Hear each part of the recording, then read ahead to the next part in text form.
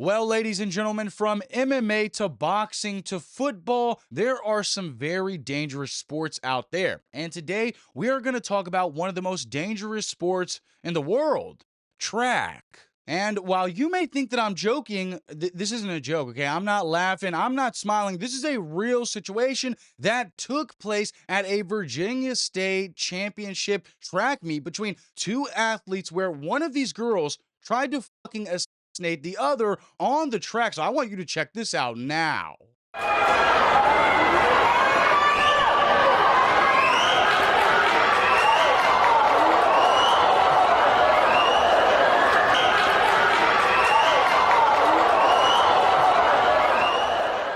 Now, of course, I think it's very important to mention that this clip has gone viral and the identity of the attacker has been revealed as her name is Alila Everett. And, I think it's very clear that Alila here assaulted this young girl named Kayleen. I mean, we all just seen Alila here wind up the shot and proceed to bash in this girl's fucking skull like Negan. I mean, you can literally hear this entire crowd gasp in unison right after Alila strikes this girl.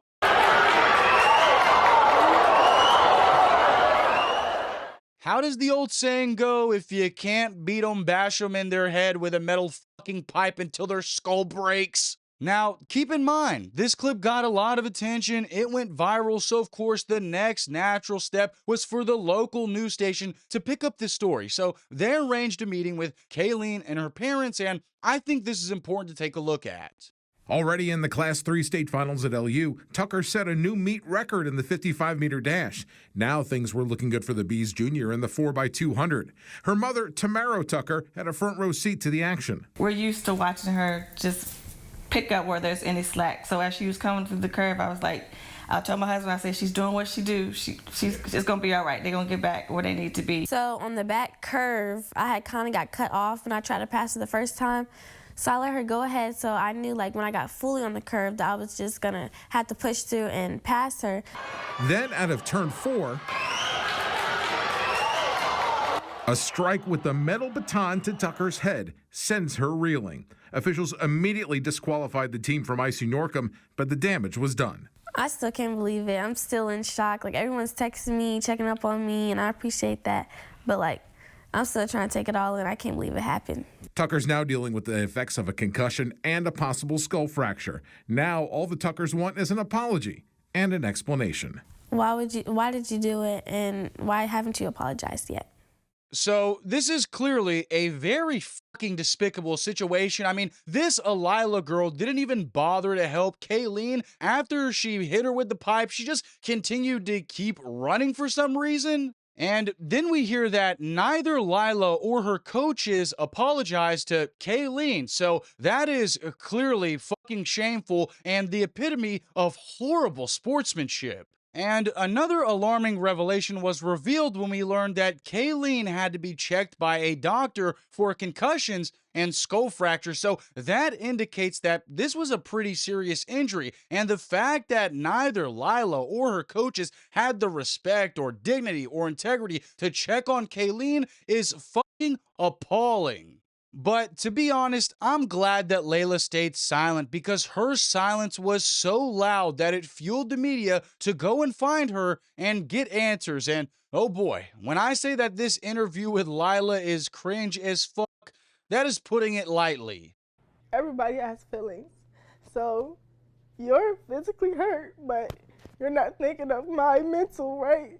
No, I'm sorry, man. I can't do this, okay? This little girl doesn't realize how fucking insane she looks right now. I mean, bro, imagine you split someone's wig right down the centerpiece and you go, you just weren't thinking about my emotions. I'm the victim, okay? I need you to acknowledge my feelings, even though I just spilled your fucking medulla oblongata everywhere. This is insane. Alayla Everett is a decorated athlete and senior at IC Norcom High School. She would have never thought her trip to the Class 3 track and field state finals last Tuesday would take a drastic turn. They're going off of one angle. Alayla visibly emotional because of this video from the meet. This was a 4x200 meter relay race, and she and a Brookville High School athlete were rounding a curve on the track when they nearly collided with each other. After a couple times hitting her, my baton got stuck behind her back like this, and it rolled up her back. I lost my balance, and when I pumped my arms again, she got hit. So I don't know about you guys, but I feel like Layla here is clearly lying, saying, I didn't mean to hit her. It was accident. Bro, we watched you cock your arm back and bash this little girl's brains in. And what's scary is, I guess like Layla cannot admit this, okay? We just heard the narrator describe her as a decorated competitive athlete. And what do we know about competitive athletes? They are willing to do anything if it means that they're gonna win. And I think that's exactly what this was, okay? Layla was bashing in Kayleen's fucking skull so that way she could get a first place medal at the end of this track race. It appears intentional, but Alayla says it was accidental. But I know my intentions, and I would never hit somebody on purpose. I didn't have to see your first video, second video, 10th video. I know 100% that she won't do this to nobody. Her parents outraged at the backlash. The IC Norcom relay team was disqualified, a ruling that a local USA track and field official finds questionable. He says a play-by-play look shows that the Brookville athlete was running closely to Alayla. If a person comes up on the outside, they got to be a full stride ahead of me before they can cut in front of me. The other family spoke with the news station in Roanoke asking for an apology from Alayla, something she wants to give, but she says the other athlete hasn't been receptive, blocking her on social media, and instead the Everett family was served with court papers. And now we have to go to a city 3 hours away that everybody hates our guts already. They're assuming my character, calling me ghetto, racist slurs, death threats, all of this just because of a 9-second video. Now, Layla, if you're watching this, which I know you are, I've never met you in my life, and I don't have to say anything racist to you or call you ghetto. I think your character speaks to me enough because you had the entire opportunity of this interview to say you're sorry to this Kayleen girl, and those words never escaped your lips once. Literally, all you have to do is say, I'm sorry, okay? Because you're showing this delusional lack of accountability and it's perplexing. Bro, it's over. You can't say, oh, I didn't do this.